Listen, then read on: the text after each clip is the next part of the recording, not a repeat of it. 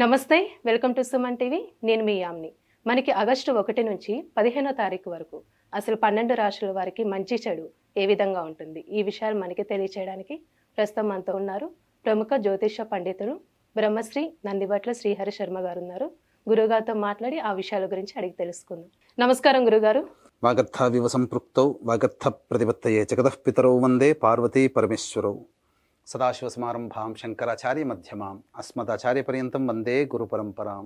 ఆదిత్యాయ చ సోమాయ మంగళాయ బుధాయ చ గురుశుక్ర శనిభ్యశ్చ రాహవే కేతవే నమః. శృంగేరి పీఠాధిపతులకి, కంచి పీఠాధిపతులకి నమస్కారములు తెలియచేసుకుంటూ కార్యక్రమాన్ని ప్రారంభిద్దాం. గురుగారు, ఇప్పుడు ఆగస్టు 1 నుంచి 15వ తారీఖు వరకు అండి అసలు మీనరాశి వారికి ఏ విధంగా ఉంటుంది? ఆగస్టు 1వ తారీఖు నుంచి 15వ తారీఖు వరకు మీనరాశి వారికి ఏ విధంగా ఉండబోతుందో తెలుసుకునే ముందు గ్రహ సంచారం తెలుసుకుందాం. రాశిలోనే రాహు, సప్తమందు కేతు, వ్యయమందు శని వక్రీకరించి ఉండడం, తృతీయమందు కుజ గురుల యొక్క సంచారం, పంచమందు రవి యొక్క సంచారం, షష్టమందు శుక్ర బుధుల యొక్క సంచార ప్రభావం వెరసి చూసుకున్నట్లయితే ప్రధానంగా శుభ అశుభ మిశ్రమ ఫలితాలు ఈ యొక్క మీనరాశి వారికి ఉంటాయని చెప్పొచ్చు. దైవానుగ్రహం లేకపోవడం, గ్రహ సంచారం కూడా నామమాత్రమైనటువంటి మాధ్యమ ఫలితాలు ఇవ్వడం కారణం చేత మొక్కవని ధైర్యంతో ఆత్మవిశ్వాసంతో ముందడుగు వేస్తేనే తప్ప ఈ యొక్క మీనరాశి వారికి చక్కటి స్థితిగతులు ఉండవని చెప్పవచ్చు. కాబట్టి జాగ్రత్తలు పాటించండి. ముఖ్యంగా గమనించుకున్నట్లయితే ఈ యొక్క సంబంధించినటువంటి ఈ గ్రహ సంచార ప్రభావం మీకు అనుకూలంగా లేని కారణం చేత సమస్యలు అనేటువంటివి ఉత్పన్నమవుతాయి. కాబట్టి ధైర్యంగా ముందడుగు వేయండి.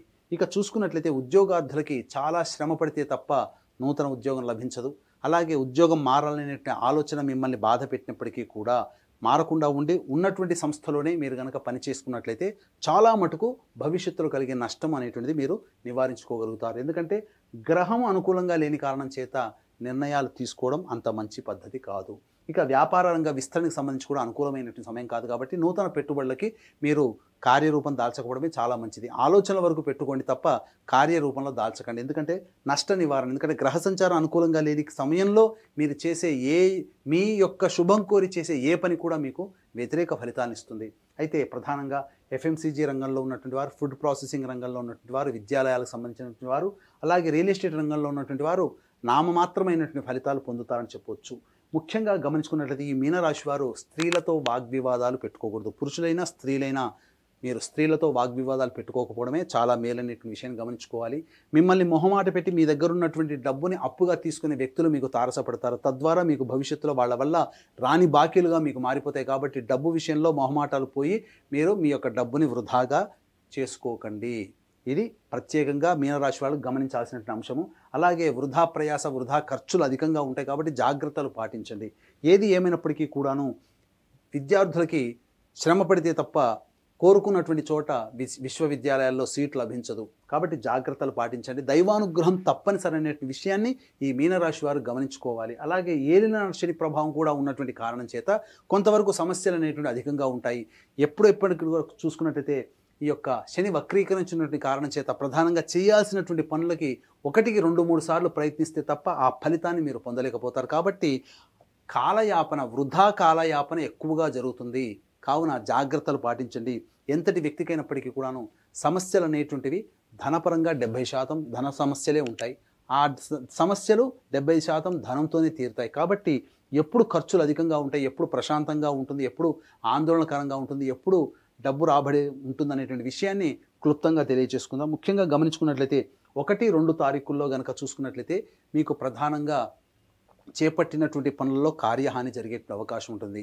అంటే ఇంతకుముందు పనులు మొదలుపెట్టి కొనసాగుతున్నటువంటి రోజుల్లో 1-2 తారీఖులు ఉంటే ఆ పనుల్లో కొన్ని ఆటంకాలు రావడం, లేదా 1-2 తారీఖుల్లో కొత్తగా మొదటి నెల ప్రారంభమవుతుంది, ఆగస్టు 1వ తారీఖు కదా అని చెప్పి నూతన పనులు ప్రారంభిస్తారు కదా, ఆ పనులలో కొంత కార్యహాని జరుగుతుంది. కాబట్టి పెద్దల ఆశీర్వచనంతో మీరు ముందడుగు వేయండి. ఈ 1-2 తారీఖుల్లో ముఖ్యంగా కార్యహాని జరుగుతుంది. కాబట్టి అలాగే గృహోపకరణాలు, అలాగే గృహంలో మరమ్మతులకి, వాహన మరమ్మతులకి మీకు ఖర్చులు అధికంగా అవుతాయి. కాబట్టి జాగ్రత్తలు పాటించండి. వాహనం నడిపేటప్పుడు జాగ్రత్తలు పాటించండి.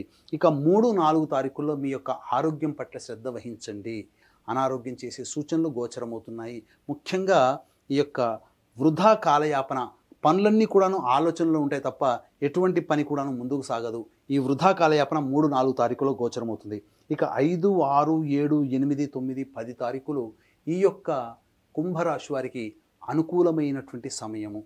కాబట్టి అన్ని రకాలుగా మంచి జరుగుతుంది. రాని బాకీలు వసూలు అవుతాయి. అలాగే మిత్రుల యొక్క సహాయ సహకారాలతో అనుకున్నటువంటి పనులన్నీ కూడాను ఈ యొక్క 5, 6, 7 తారీఖులో పూర్తి చేసుకుంటారు. వ్యాపార రంగంలో ఉన్నటువంటి వారికి చాలా మటుకు అభివృద్ధి కలుగుతుంది. ధన రాబడి అధికంగా ఉంటుంది. రాని బాకీలు కూడా వసూలు అవుతాయి. 8, 9, 10 తారీఖులో చూసుకున్నట్లయితే దాంపత్యంలో ఇబ్బందులు పడుతున్నటువంటి వారికి ఒక కొలిక్కి వస్తాయి. దాంపత్య జీవిత భాగస్వామితో ఆనందంగా గడిపేటువంటి సంబంధం అనేటువంటివి మెరుగుపడతాయని చెప్పవచ్చు. ఇక ముఖ్యంగా జీవిత భాగస్వామి తీసుకున్నటువంటి నిర్ణయం మీ జీవితంలో మలుపు తిప్పుతుంది. అభివృద్ధి బాటన పొందుతారు. అలాగే వ్యాపార భాగస్వామితో కనుక ఉన్నట్లయితే ఆ 8, 9, 10 తారీఖులో వ్యాపార భాగస్వామి వల్ల మీకు ఊహించని విధంగా రాబడి పెరుగుతుందని చెప్పవచ్చు. ఇక 11, 12 తారీఖుల్లో ఖర్చులు అధికంగా ఉంటాయి. కాబట్టి జాగ్రత్తలు పాటించండి. మానసికమైనటువంటి ప్రశాంతత లోపిస్తుంది. అన్నిటికంటే ప్రధానంగా ఏ పని చేయాలన్నా కూడా అనాసక్తిగా ఉండడము, ఖర్చులు అధికంగా ఉండడం మీకు ఇబ్బందికరంగా మారుతుంది. ఆరోగ్యం పట్ల కూడాను శ్రద్ధ వహించాల్సినటువంటి పరిస్థితి. వృధా కాలయాపన. అయితే ఈ 11, 12 తారీఖుల్లో మీరు ఆల్రెడీ ప్లానింగ్ ప్రకారం చేసుకున్నటువంటి రోజుల్లో ఈ 11, 12 తారీఖుల్లో ఖర్చులు కనుక ఉన్నట్లయితే ఆ ఖర్చులను తగ్గించుకోవడం లేదా వాయిదా వేసుకోవడం చేసుకోండి. ఎందుకనంటే ఈ 11, 12 తారీఖుల్లో ఆకస్మికమైనటువంటి ఖర్చులు ఉన్నాయి. మీరు ప్లానింగ్ ప్రకారం పెట్టుకున్నటువంటి ఖర్చులు, ఆకస్మిక ఖర్చులు రెండూ తోడై ఇబ్బడి ముబ్బడిగా మిమ్మల్ని ఉక్కిరి బిక్కిరి చేస్తాయి. కాబట్టి ప్లానింగ్ ప్రకారం ఈ 11, 12 తారీఖుల్లో మీ యొక్క ఖర్చుల్ని పెట్టుకోండి. ఇక 13, 14, 15 తారీఖుల్లో సంతానం మూలకమైనటువంటి విరోధాలు కలుగుతాయి. కాబట్టి సంతానంతో వాగ్వివాదాలు చేసుకోకపోవడమే చాలా మేలనేటువంటి విషయాన్ని గమనించుకోవాలి. ఇక సంతానం మూలకంగా ఖర్చులు, సంతానం మూలకంగా సమస్యలు పెరుగుతాయి. కాబట్టి జాగ్రత్తలు పాటించండి. ఏది ఏమైనప్పటికీ కూడాను ఈ యొక్క సంబంధించినటువంటి 11, 12, 1, 2, 11, 12 తారీఖుల్లో మీరు జాగ్రత్తలు పాటించండి. ఆకస్మిక ఖర్చులు పెరిగే అవకాశాలు గోచరమవుతున్నాయి. మనస్సు ప్రశాంతంగా ఉండని రోజులు 1, 2, 11, 12 తారీఖులు అని చెప్పవచ్చు. ఎంతటి వ్యక్తికైనప్పటికీ కూడాను దైవానుగ్రహం తప్పనిసరి. దైవానుగ్రహం లేకపోతే గొప్ప గొప్ప పనులు ఎవ్వరూ సాధించలేరు. గొప్ప గొప్ప పనులు సాధించాలంటే దైవానుగ్రహం మీరు ఉండాలి. కాబట్టి ఈ దైవానుగ్రహం అందరికీ అందించాలనేటువంటి ఒక సదుద్దేశంతో ఆగస్టు 4వ తారీఖు రోజున అమావాస్య, ఆదివారము మరియు పుష్యార్క యోగం కలిగినటువంటి అలభ్య పుణ్యతిథి సందర్భంగా ఈ యొక్క సిద్ధక్షేత్రం శ్రీశైల క్షేత్రంలో గత జన్మ అంటే మనం ఇప్పుడు ఎదుర్కొంటున్నటువంటి సమస్యలకి గత జన్మ కర్మదోషాలు. కాబట్టి కర్మదోష నివారణ హోమాలు, ఎదుటి వ్యక్తిని తెలిసి తెలియక బాధ పెడతాం కాబట్టి ఆ శాపాలు ఉంటాయి. కాబట్టి శాప నివారణ హోమాలు వృషభ, మిథున, కర్కాటక, సింహతులో, వృశ్చిక, మకర, కుంభ, మీన రాశుల్లో. ఈ మీన రాశి కూడా ఏలినాటి శని ప్రభావం ఉంది. కాబట్టి శనిదోష నివారణ హోమాలు ఈ రాశుల్లో జన్మించినటువంటి వారికి శనిదోష నివారణ హోమాలతో పాటుగా విద్య, వివాహ, ఉద్యోగ, దాంపత్య, అనారోగ్య సమస్యల నివారణకి 18 రకాల హోమాదులు పర్ హెడ్ 1500 రూపాయలకి మీ గోతనామాలతో చేయించడం జరుగుతుంది. అలాగే సంవత్సరం పొడుగుతా ఒక్కొక్క పుణ్యక్షేత్రంలో మీ కుటుంబ సభ్యుల గోతనామాలతో కూడా నమోదు చేసుకోవచ్చు. అవకాశం ఉన్న వాళ్ళు కార్యక్రమ తదనంతరం కాంటాక్ట్ చేసి పూర్తి వివరాలు తెలుసుకోండి. గురుగారు, ఇప్పుడు మీనరాశి వారికి అండి ఇంకా మెరుగైన ఫలితం రావాలంటే అసలు ఎలాంటి పరిహారం చేసుకోవాలండి? మీనరాశి వారికి మెరుగైనటువంటి ఫలితాలు రావాలి అనుకున్నప్పుడు ప్రధానంగా ప్రతిరోజు సుబ్రహ్మణ్య భుజంగ స్తోత్ర పారాయణం, అలాగే దత్తస్తవము, కాలభైరవాష్టకము రోజుకి 3 సార్లు ఈ 3 స్తోత్రాలు పఠించినట్లయితే చాలా మటుకు సమస్యలన్నీ కూడా తొలగిపోతాయని చెప్పవచ్చు. అయితే ఇవన్నీ కూడా సాధారణంగా వచ్చే సమస్యలకి మీ జీవితంలో ఇంకా కష్టాలు ఎక్కువగా పడుతున్నారు అంటే మీ యొక్క జన్మ జాతకంలో ఉండేటువంటి గ్రహ దశల యొక్క ప్రభావం.